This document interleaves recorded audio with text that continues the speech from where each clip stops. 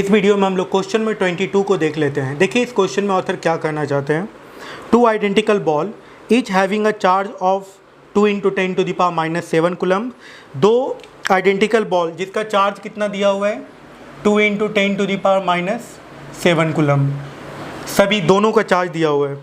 मास दिया हुआ है 100 ग्राम। मास का वैल्यू कितना दिया हुआ है 100 ग्राम मास है। Okay. Are suspended from a common point by 2 insulating a string of length 50 centimetre. Length of a string कितना दिया हुआ है 50 सेंटीमीटर दिया हुआ है। ठीक है। Okay. The ball are held at a separation of 5 centimetre. 5 centimetre के सेपरेशन पे रखा गया और रिलीज कर दिया गया and released. Find the electric force on one of the charged ball. First part में क्या कहा जा रहा है the electric force on one of the charge ball. तो फोर्स तो बहुत आसानी से निकल जाएगा। Electrostatic force 1/4 pi epsilon not Q squared by distance का स्क्वायर। ठीक है। डिस्टेंस और डिस्टेंस कितना दिया हुआ था 5 सेंटीमीटर दिया हुआ था, है ना। ये दिया हुआ है 5 सेंटीमीटर डिस्टेंस का वैल्यू। तो 1/4 पाई एप्सिलॉन नॉट हो गया 9 × 10⁹ क्यू स्क्वायर। चार्ज कितना है 2 × 10⁻⁷। तो ये हो गया क्या 4 × 10⁻14, है ना। बाई डिस्टेंस का स्क्वायर, डिस्टेंस है 5 सेंटीमीटर, तो ये कितना हो जाएगा 25 × 10⁻⁴। ठीक है। 25 × 10⁻⁴, तो ये कितने के बराबर आ जाएगा देख लीजिए। ये 36/25 आएगा यहाँ पे, इंटू ये 13 आ जाएगा, 10⁻⁻1 आ जाएगा। ठीक है। इसको और सॉल्व करना है ना, तो आप ऐसा कीजिए ऊपर नीचे 4 से मल्टीप्लाई और डिवाइड कीजिए, क्योंकि ये 100 हो जाएगा, ये 144 हो जाएगा। ये 144 हो गया, ये 100 हो गया और एक 10 और है ये, तो ये आ गया 0.144 न्यूटन। तो ये इलेक्ट्रोस्टैटिक फोर्स निकल गया। ठीक है। और ग्रेविटेशनल फोर्स यदि कैलकुलेट करना है तो ग्रेविटेशनल फोर्स ग्रेविटी का फोर्स कितना आ जाएगा mg के बराबर। 100 ग्राम है, तो 100 ग्राम मतलब क्या हो गया, कितना kg हो गया, इतना kg हो गया, इंटू ग्रेविटी g के जगह पे 9.8 पुट करेंगे, इतना न्यूटन आ गया। तो ये कितने के बराबर आ जाएगा 0.98 न्यूटन के बराबर। ये ग्रेविटेशनल फोर्स आ गया। ठीक है। The component of resultant force on it along and perpendicular to the string. देखिए अब फिगर बना लीजिए। ये दो बॉल इस तरीके से हैंग कर रहे हैं, है ना। ये यदि थीटा है तो ये थीटा होगा, नीचे mg लग रहा होगा, इस तरफ इलेक्ट्रोस्टैटिक फोर्स होगा ना। ठीक है। और परपेंडिकुलर टू द स्ट्रिंग यदि आप फोर्स का कंपोनेंट देखें तो mg थीटा ये है, तो mg का ये कंपोनेंट क्या हो जाएगा mg साइन थीटा। ठीक है। थीटा ये है, ये 90 माइनस थीटा होगा, और ये चूंकि इस पे परपेंडिकुलर है तो ये थीटा हो जाएगा। तो इस तरफ हो जाएगा एफ ई का component F E cos theta. ठीक है। तो परपेंडिकुलर टू द स्ट्रिंग जो रिजल्टेंट फोर्स आएगा वो कितने के बराबर आ जाएगा F E cos theta minus M G sine theta. यही आएगा ना, F E cos theta minus M G sine theta. ये आ जाएगा perpendicular to the string net force. ठीक है।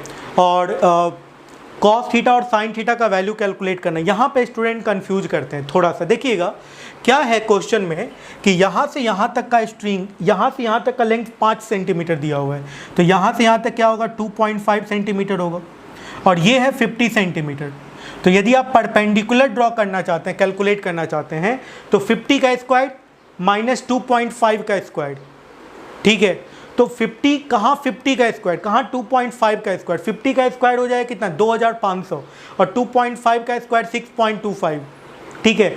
तो यदि आप हाइपोटेनस का स्क्वायर करके यदि ये परपेंडिकुलर का स्क्वायर 2.5 का स्क्वायर यदि सब्ट्रैक्ट कीजिएगा तो लगभग बहुत ज़्यादा चेंज नहीं आएगा, ये आ जाएगा 49.99 समथिंग। ठीक है। तो इसको भी हम लोग 50 सेंटीमीटर ही एज्यूम कर लेते हैं। क्यों? क्योंकि ये 49.99 समथिंग आएगा, तो 50 सेंटीमीटर के ये अप्रॉक्स कैलकुलेट कर ले सोच लेते हैं इसको।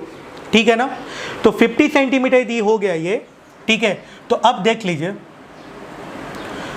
साइन थीटा का वैल्यू परपेंडिकुलर बाय हाइपोटेनस, तो साइन थीटा का वैल्यू कितने के बराबर आ जाएगा 2.5/50 के बराबर आएगा, मतलब 1/20 के बराबर आ जाएगा साइन थीटा का वैल्यू। और कॉस थीटा का वैल्यू कितने के बराबर आएगा, perpendicular by base base by hypotenuse, तो 50/5, 50/50, तो ये कितने के बराबर आ गया, 1 के बराबर आ गया ना। तो साइन थीटा और कॉस थीटा का वैल्यू निकल गया, है ना। तो अब आप यहाँ पे पुट करके perpendicular to the string resultant force calculate कर सकते हैं, Fe cos थीटा। तो Fe का वैल्यू हम लोगों ने निकाला हुआ था 0.144, तो ये आ गया यहाँ पे देखिए परपेंडिकुलर कंपोनेंट 0.144, ये आ गया Fe cos थीटा का वैल्यू। cos थीटा का वैल्यू 1 दिया हुआ है, ठीक है, तो 0.144 mg साइन थीटा का वैल्यू, तो mg का वैल्यू कितना निकाला था हमने 0.98, तो 0.98, ठीक है, mg का वैल्यू हो गया। और साइन थीटा का वैल्यू कितने के बराबर आया हुआ है 1/20, तो 0.98/20 कुछ ऐसा आएगा। आप इसको कैलकुलेट कर लीजिएगा, ये 0.095 न्यूटन के आसपास आएगा, ठीक है। तो ये आ गया 0.095 न्यूटन तो perpendicular to the string acceleration का वैल्यू कितने के बराबर आएगा, फोर्स परपेंडिकुलर बाय मास 0.095, अब मास का वैल्यू कितना था 1/10 kg, तो 0.95 मीटर पर सेकेंड स्क्वायर एक्सेलरेशन आ जाएगा। किधर आएगा, इलेक्ट्रोस्टैटिक फोर्स के डायरेक्शन में, क्योंकि इलेक्ट्रोस्टैटिक फोर्स ज़्यादा है, तो 0.95 मीटर पर सेकेंड स्क्वायर इस डायरेक्शन में एक्सेलरेशन हो जाएगा, ठीक है।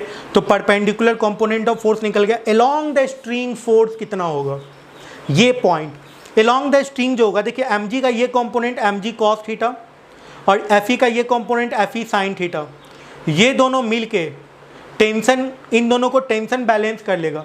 तो अलोंग द स्ट्रिंग यदि आप नेट फोर्स कैलकुलेट करने जाइएगा, तो along the string net force का जो वैल्यू है वो कितने के बराबर आ जाएगा, 0 के बराबर। तो along the string net force will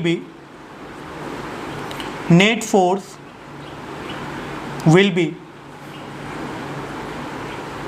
equals to 0, ठीक है ना। क्यों, क्योंकि टेंशन जो है बैलेंस कर लिया, T minus mg cos theta plus Fe sin theta equal to 0। String तो टूट रहा नहीं है, तो अलोंग द स्ट्रिंग तो ये मूव करेगा ही नहीं, है ना, ठीक है। तो इस तरीके से, और सेंट्रीपिटल फोर्स भी नहीं लगेगा। यदि आपको किसी को ये लगे यहाँ से यदि सर्कुलर पाथ पे घूमेगा तो सेंट्रीपिटल फोर्स भी यहाँ पे नहीं लगेगा, तो सेंटर के अलोंग एक्सेलरेशन भी नहीं हो रहा है, तो ऐसा इसलिए होगा along the string net force का वैल्यू 0 हो जाएगा, ठीक है ना। यही एफ नेट है अलोंग द स्ट्रिंग, ओके, जो कि 0 के बराबर हो जाएगा।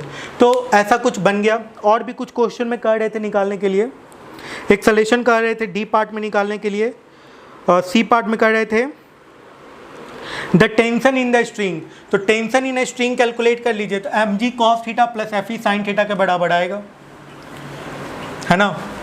ये तो 0 हो गया, तो एफ नेट का जो वैल्यू आएगा वो क्या हो जाएगा, एफ नेट का वैल्यू तो 0 आ गया, तो टेंशन का वैल्यू कितने के बराबर आ जाएगा, mg cos theta plus Fe sin theta. तो mg का वैल्यू हम लोगों ने कैलकुलेट किया हुआ था 0.98, ठीक है, और cos थीटा का वैल्यू कितना था 1, Fe का वैल्यू कितने के बराबर था, Fe का वैल्यू 0.144 था, और sin थीटा का वैल्यू 20, कुछ इतना आ जाएगा 0.98, और ये आ जाएगा 0.144, ठीक है।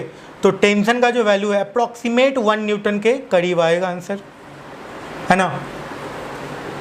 mg cos theta plus Fe sin theta कर दीजिएगा, तो ये अप्रॉक्सीमेट 1 न्यूटन के करीब पहुंचेगा इसका आंसर जो है। Thank you.